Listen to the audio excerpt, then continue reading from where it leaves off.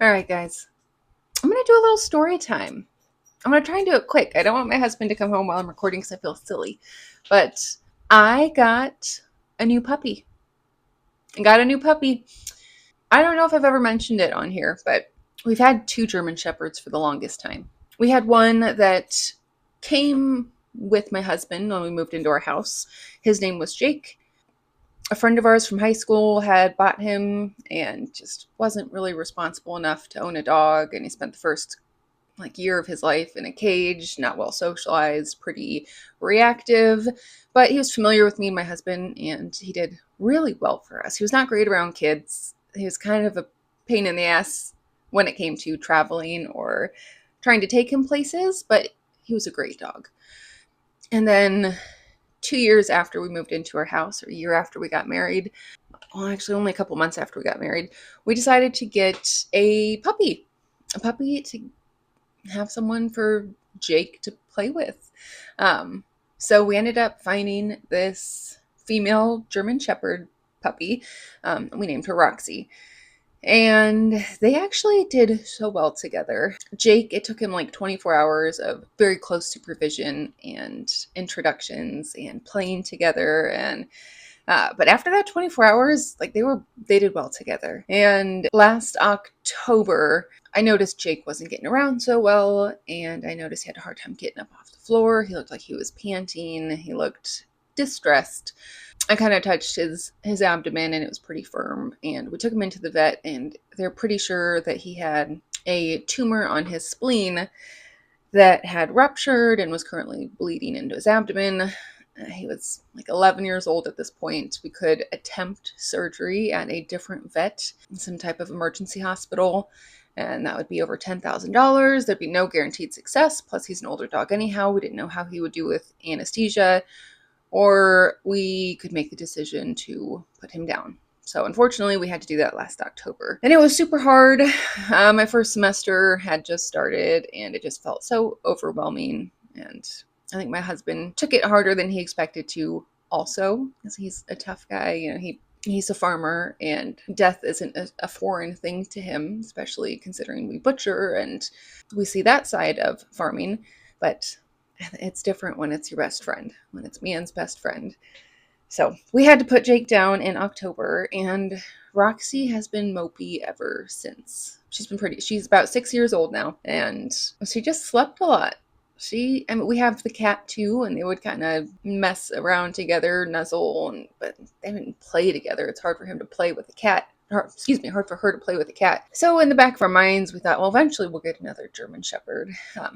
They've been great dogs for us, so that's kind of what we were looking for. Well, we weren't looking, but that's kind of what we had in mind. Someday we'll get another Shepherd. Now might not be the best time to look for a Shepherd. I'm in school. We've got bills to pay. We don't need to be actively looking right now.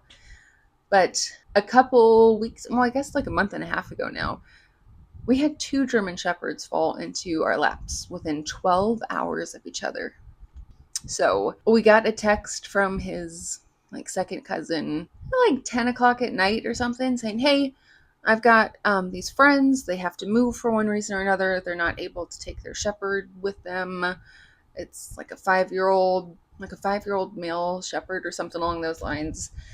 Friendly, no issues with anything. Would you guys like to meet him? Sure, that's a sad story. It sucks breaking up, a dog from its family, but we're loving people. We've already got a dog. We've got some space for it to run. Sure, we'll meet him. And so that's kind of exciting.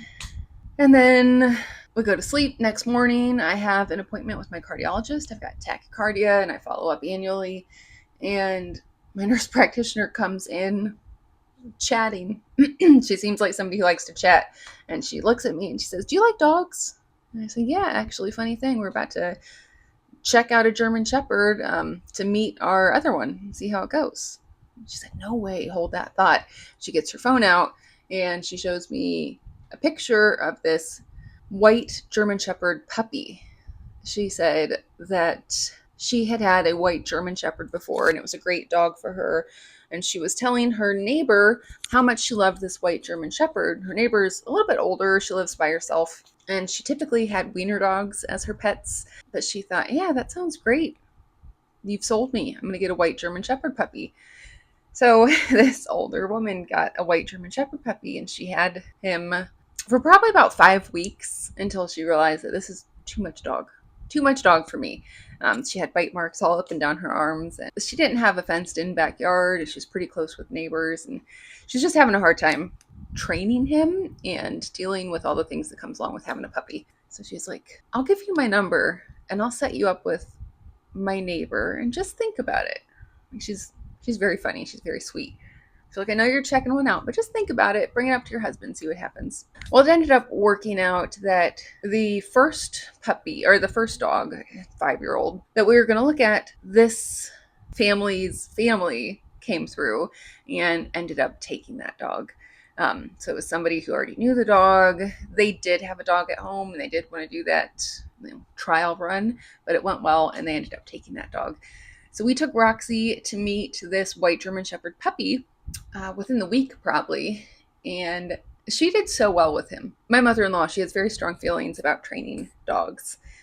So some of that stuck with us when we went to meet the dog, and we typically meet at like a third-party location, so nobody feels protective, and you try and let them sniff things out a little bit. You control them before you just let them go. And this older lady had never heard of any of those concepts before. So we, luckily, because she's neighbors to my nurse practitioner does have a fenced-in backyard, and she let us use that backyard for them to meet. So it was kind of like a middle ground, in no man's land. But we kept Roxy on a leash so nobody would attack anybody.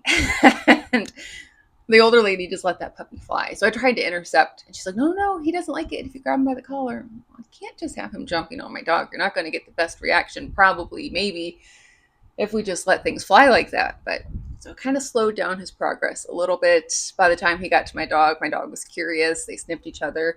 We brought some toys so they could play fetch, and nobody's hackles were up and nobody was barking. They had a great time. So we got a puppy. We brought him home the next day. Yeah, we had to get a couple things in order, and she kind of wanted the night to say goodbye to him because even though he was a little too much, she obviously still had a sweet spot for him. So we came, and the next day we had everything ready then and brought him home, and he's been pretty good ever since.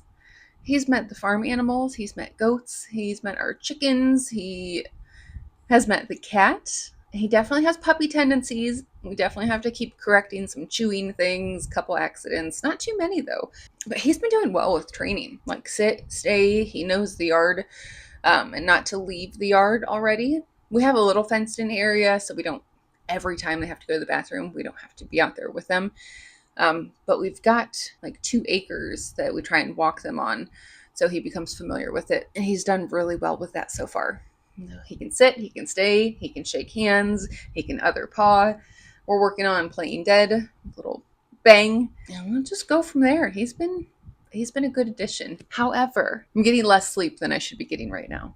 I worked full-time last week. I'm in full-time plus of school because of the way the semester worked out, and now I'm up every 2 hours with this puppy. The first couple nights he did great. He slept till like 5. No accidents, no nothing. And then he realized that if he jumped on me, I would let him outside so he could use the bathroom. So now we have a potty break at 2 a.m. and then we have a potty break around 5 a.m. And we've had some nice nights. I've been able to leave a sliding glass door open into the fenced-in area. And if I do that, no accidents, I can go back to sleep. He'll still jump on me occasionally, but overall it's been an okay process. So I'm extra tired for that reason, but it's worth it. He's cute. Roxy's happy. She's like a puppy again. And I think overall it's just a good fit. So I'll see if I can find some videos of him to throw in here. He's hiding with Roxy right now somewhere.